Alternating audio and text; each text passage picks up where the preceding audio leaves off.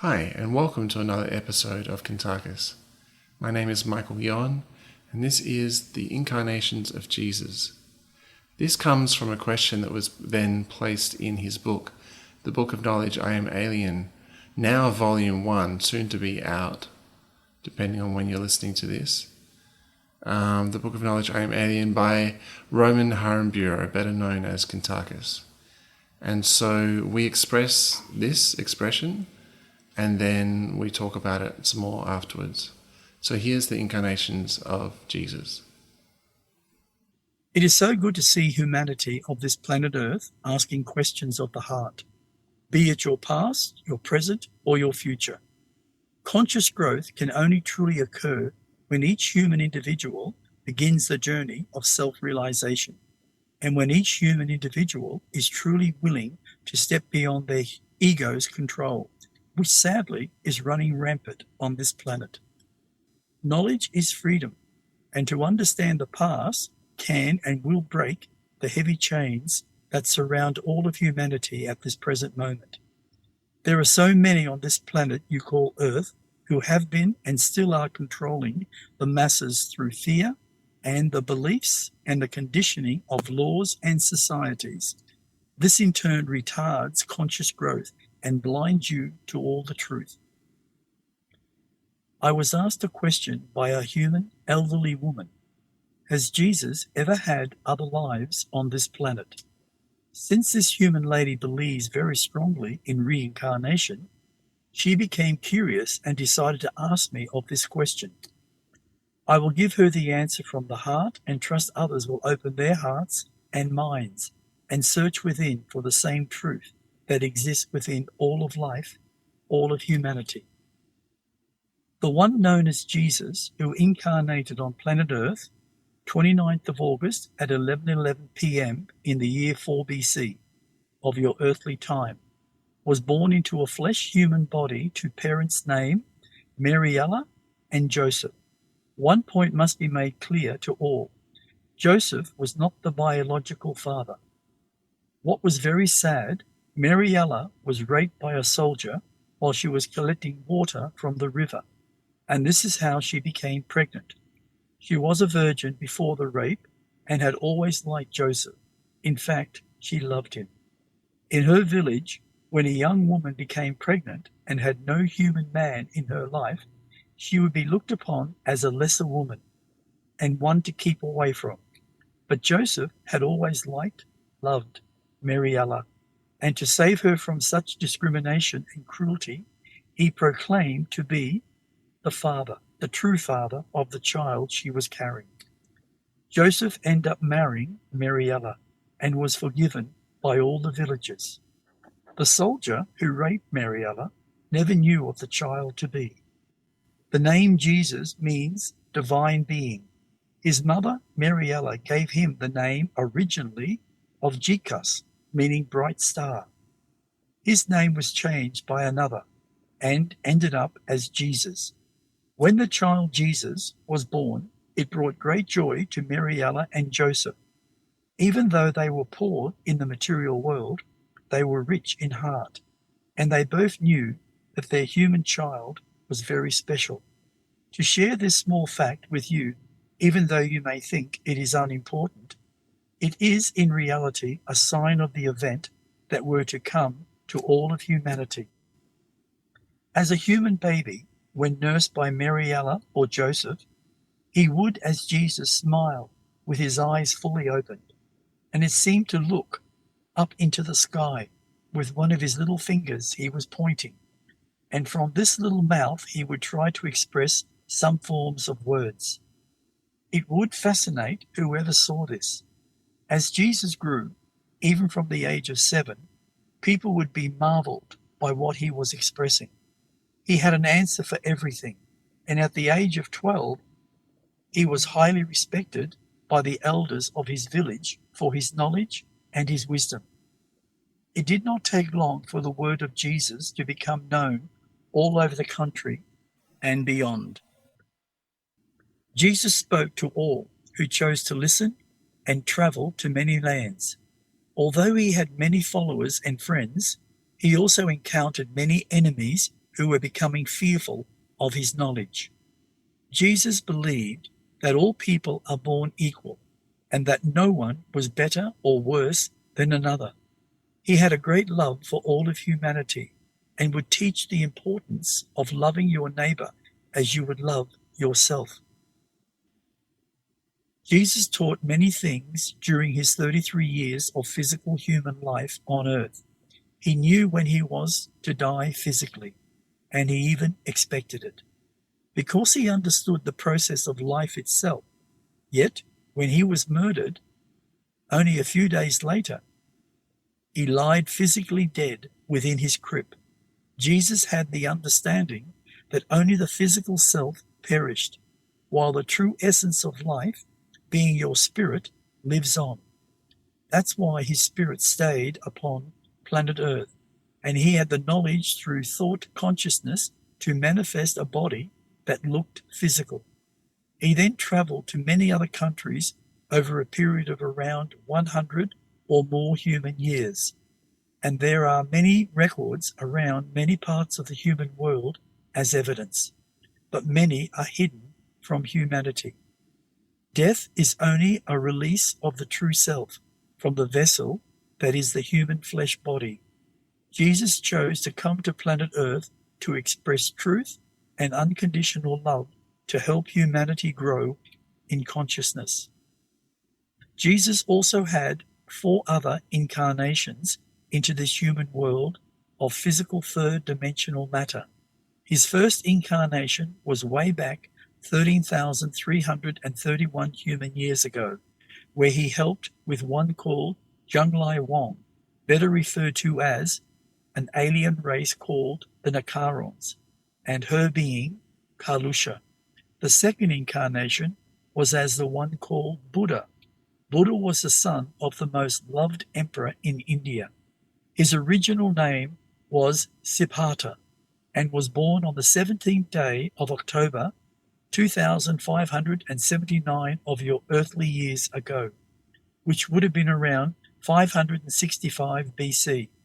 He was born into great wealth, but at the age of 4 was placed into a monastery for discipline and learning, as all children of nobility were. His father anticipated that his son would one day become emperor of India. Siddhartha, being Buddha, gave up the position of becoming emperor, as well as the wealth he would have gained.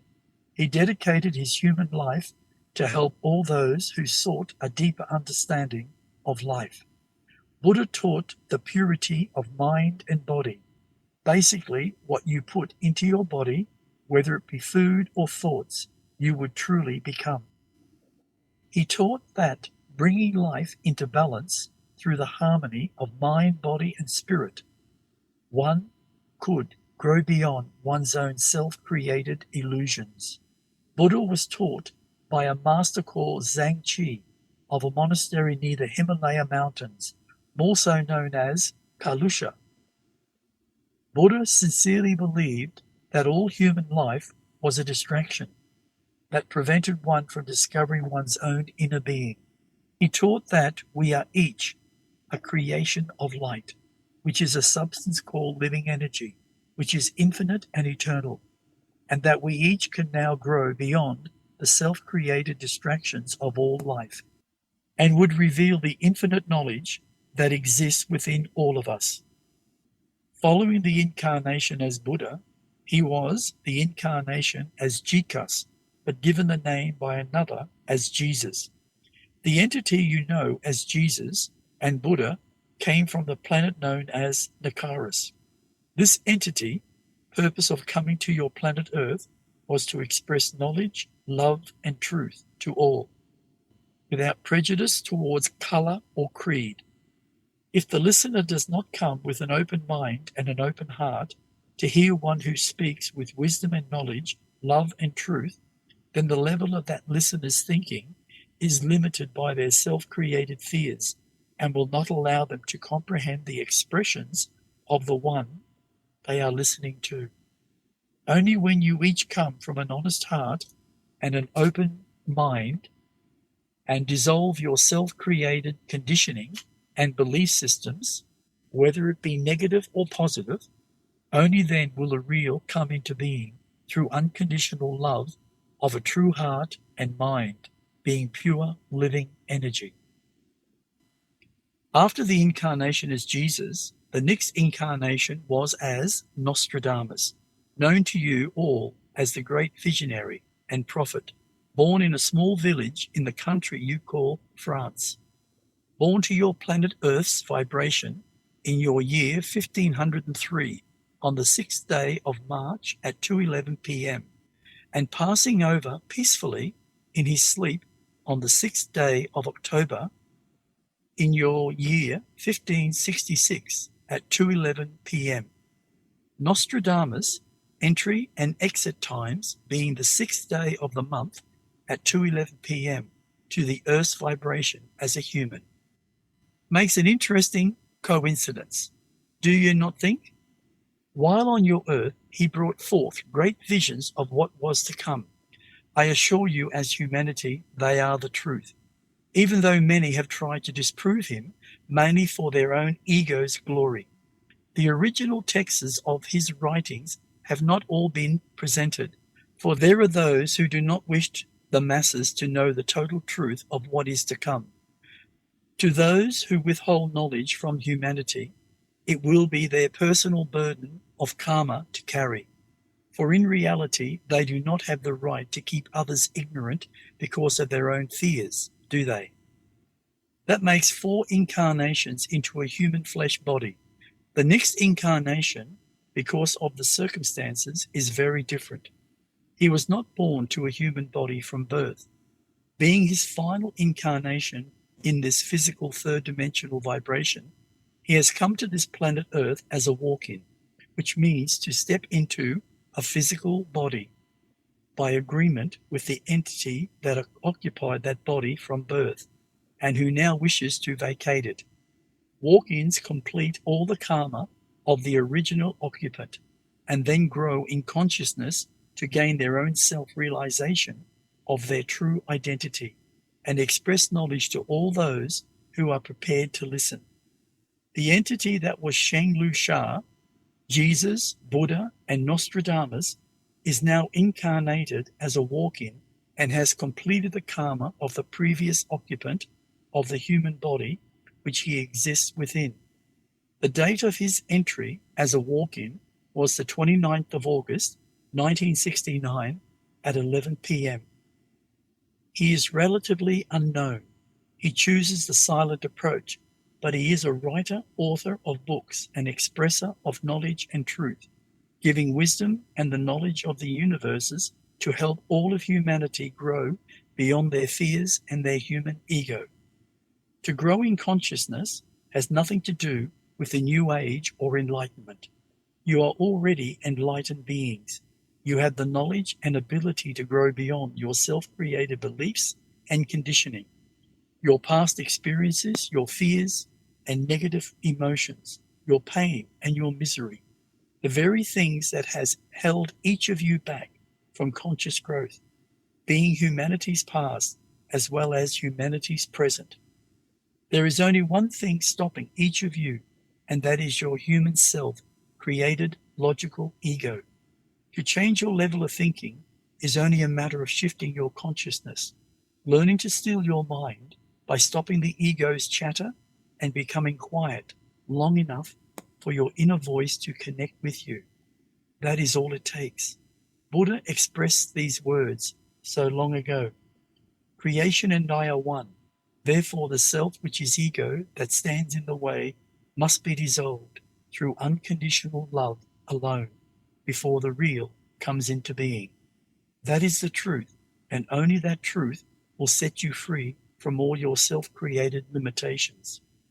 There is so much more that can be expressed about the lives of the ones you all know as Jesus, Buddha, and Nostradamus, let alone the one going back 13,331 human years ago as Shanglu Sha, called the Silent Assassin, and even the one in the human body at this very moment.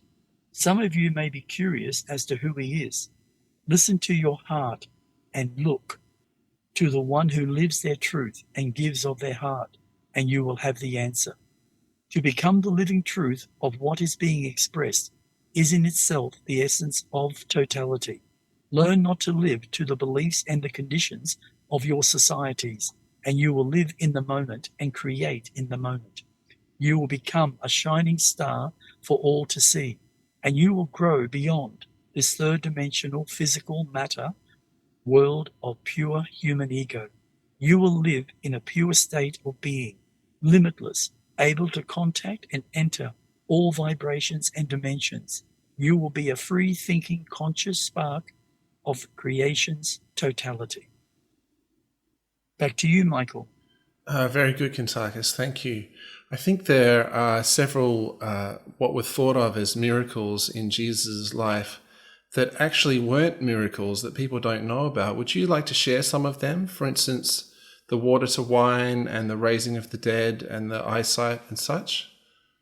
Well, Jesus did a lot of things, mate. There were not to go too deep into the healing side of it, because that would just be engrossed. But there were lots of people who weren't capable of even walking.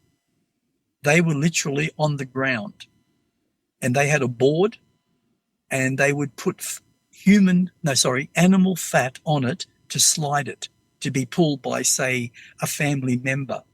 There were people, lots, and I mean hundreds, that had eye issues. There were people who had body conditions where they couldn't bend their body. There were people who couldn't talk. There were people who couldn't even speak. And yet there were those that heard of Jesus doing healings on certain ones in his country at that time, even around the world, after he left his crypt and he gave his mother a big hug and the love between the two of them, and she let him go, and she never saw him again. She passed away long before he left the planet, but she returned to her planet, which was Kalusha. The interesting factor about the healing, Jesus had always believed that we are the living essence of the light, and that we can express through our thoughts, being thought consciousness, healing energies from the universe, being living energy. And that's what he would do. He would look at these people by the bunch, not by one, sometimes rare, but by the bunch. And he would segregate them, where the ones who were blind, the ones who couldn't hear, the ones that couldn't walk, the ones who couldn't even bend their back, and the pain they were going through. So many different things, so many different forms of ailments that weren't even natural, but they were there. And he would literally walk in front of those people, being 2, 10, 30, 50. And he would literally talk to them and get them to believe in what he is about to do. Because if they don't believe, they will not be healed, no matter how much a healer expresses living energy. So they end up believing because they loved him, because they knew what he was saying had truth. And when he put the energy out there, people saw the energy flowing from his hands and his body. And they also saw energy pouring into him from all around him. And have a guess what that was. Living energy. It was being activated by his own thought consciousness, projecting through him, being drawn into him, and being projected out. And that energy flowed into all those people that say couldn't see, that were blind for whatever reasons. And the miracle of that healing occurred. Every single one of those people that he healed end up seeing within about 2 to 3, maybe 5 minutes. He did the same with the ones that couldn't hear. He did the same with the ones that couldn't walk. He literally healed their legs. He created better muscular structure to support them. And that was even people who were dying from internal issues, he healed. He cleansed their body. They saw all this brown stuff falling away from their body, thinking it was dust, but it wasn't. It was all the toxic poisons that people have breathed in, that people have eaten through their foods. He even spoke about not eating of animal. And so many that were healed never ever ate of animal flesh again. And they ate just what they had at that time, beyond animal. So that's what he did with healing. And that's why he was loved by so many, but at the same time hated by the religious people. The other thing that he did, he actually walked on water. The reason he walked on water was to show the people the power of thought, the power of the individual, the power of self. And that was recorded in many parts of the world because he did it not just in his own country. He did it elsewhere to prove to the people that we are just not a physical body. We are the energy of the universe. We are the energy of all things. And that was the interesting part. Wow. So just to get technical, did he do it before he was crucified as well? Oh, yes, mate. Yes, he did. That's why they hated him. That's why the religious people kept complaining to Pontius Pilate, who was basically the CEO of the army, of the Roman army. And he didn't want to put Jesus to death. He was forced because it created such unrest. The people who were the religious people created all the disasters. So Pontius Pilate was pushed into a corner and he ended up saying, I give the order to kill Jesus, basically. And they said he must be crucified, not Pontius Pilate. He wanted him just dead and be done with. But the people and the Kabbalah at that time, they wanted him crucified so they could show the people that he was nothing but a man, not a god, not an angel, because he was given the status of being the Son of God, which wasn't reality anyway. But when he came out several days later, which I believe it could be anything from 5 days to 7 days, out of his crypt, the door was left open by mistake, by the way. He did not push the door. The door was left open by mistake because it was thieves hoping, because they didn't even know that was Jesus's crib. It was a massive stone that was round, shaped round, and it rolled in a path on an angle to seal off his tomb. But they did move it, and they must have taken stuff, or they wanted to take stuff that wasn't there. When Jesus came out, there were people around, there were soldiers, and it was Mariella that was standing at the bottom of the small amount of stairs. And when she looked up, she saw Jesus. She saw Jesus, her son. And she just cried and cried and cried. And he walked down the stairs to her and he embraced her. And she said to him, "Son, you were dead." And she said, "Only my body has perished, my mother. Only my body. I am the real essence of life." That was his exact words. I am the essence of light. I am spirit. I am all that is. And his mother was overwhelmed. The soldiers, they stood back further because they were so scared, because they could see through him.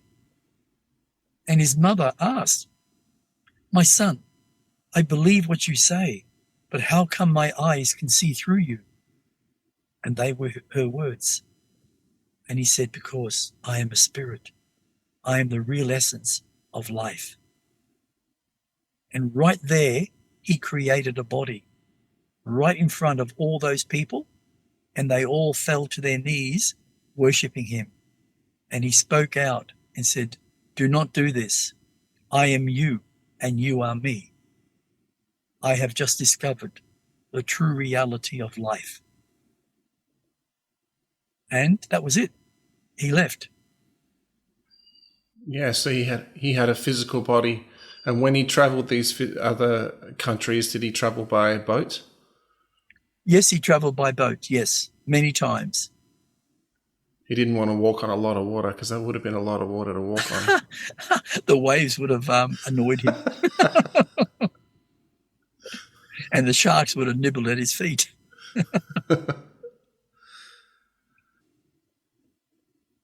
They blamed Jesus for all the mishaps, right, that were happening in society at that time. And it wasn't them. It was members of the Kabbalah creating all the happenings. There were murders, there were rapes, there were thieving. They did that on purpose to try and bring down Jesus as well as his 12 disciples. So there'd be no more, and they were going to arrest them all, and they were all going to be killed, even his disciples. And that's why Jesus said, "You must leave the city." And they did, except for one, Judas. Judas was the one that dobbed him in. And Judas committed suicide. And he threw himself into a fire that burned all the time because of his guilt. And with the healing of Jesus, like he would have trained himself with living energy as he grew up. He must have really become familiar with living energy. Yeah, absolutely. When he was young, from the age of 7, especially at the age of 12, he was doing things that just amazed people. He could literally limber his body and jump up so easily without even using his hands on boards. His father was so amazed by his abilities because his father was basically, what do you call him? You call him a cabinet maker, a timber maker. He made furniture, and he had tables that he had stalled out. He puts them up so he could make all his stuff on those tables. And Jesus used to help him, and he loved it. Joseph loved his son because as far as he was concerned, that was his son 100%. And Jesus was never told that his mother was raped by a Roman soldier.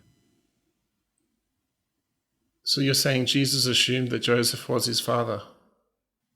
Yes, 100%. Yes. And the way it was back then, mate, if a man took on a child, even if the child was 12 years old, that child, by law, automatically became the son of that person. Yeah. It was just the way. And they only had one name. They never had names like us, like Roman Harambura or, Michael Yon. They just had a main first name. Yeah. Yeah. Okay. The only ones who had names like that were what they call them, like the Kabbalah and the ones high up, the priests and all that, and also Pontius Pilate, right? People like that. The Romans, a lot of the Romans, they had 2 names. Some had 3. It just depended. Yeah, but it changed in history. Probably about 1100 years ago, around about 1100 years ago, in the Dark Ages.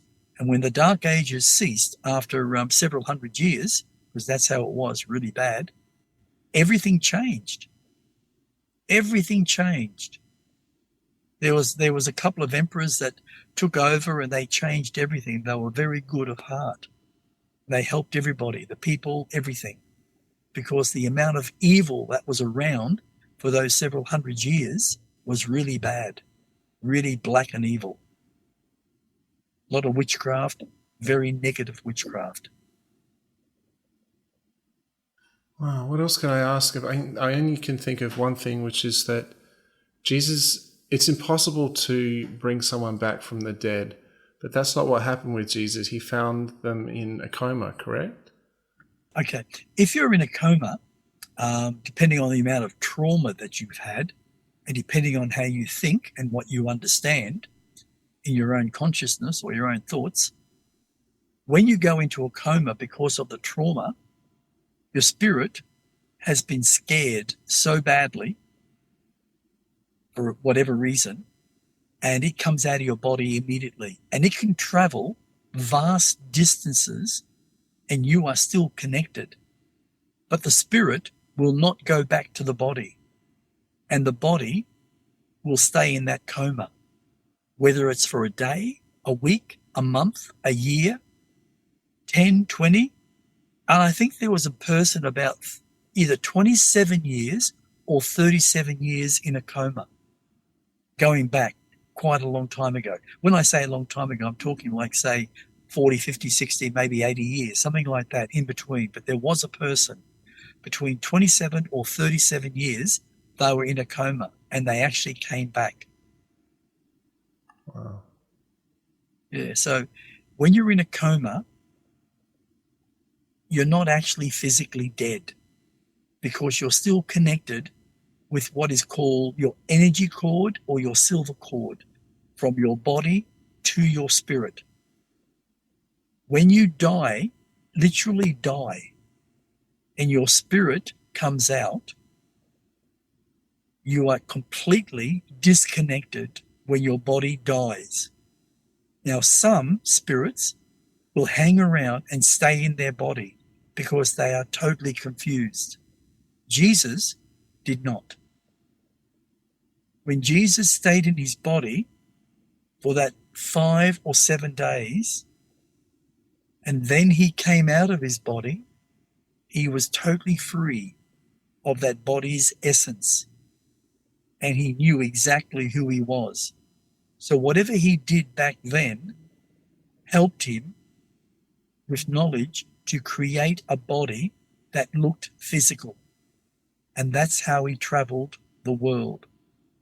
Just going back, how did he bring people out of comas? Jesus Yeah. put his hand on their heart. He brought the essence of their spirit back into their bodies.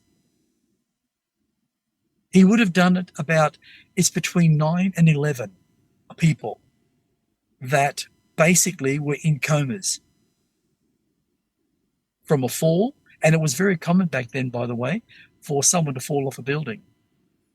And the trauma of hitting their heads, the spirit just vacates and they automatically go into a coma. Long before that, people were buried alive. But then they realized, because Pontius Pilate was more advanced when it came to the medical understanding of humans. He had a medical understanding, not like we have today, but they did, because they used different methods like herbs and other things to do healings. And they experimented a lot on the body to understand what the body was all about. But back a long time ago, mate, they used to bury people alive.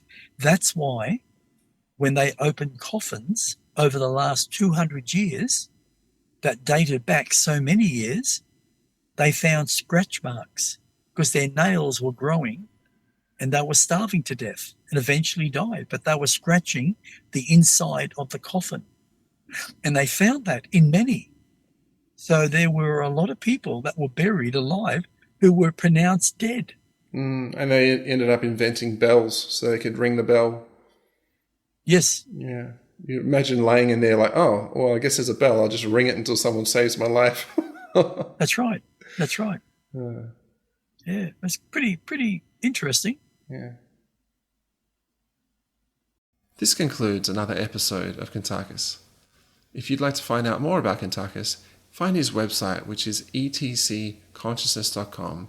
He has articles there, he has his books listed there, and also if you have any reason to contact us in general for any reason, just email kuntarkis@gmail.com. That's it for now. Thanks so much for listening. My name is Michael Yon, and stay tuned for more.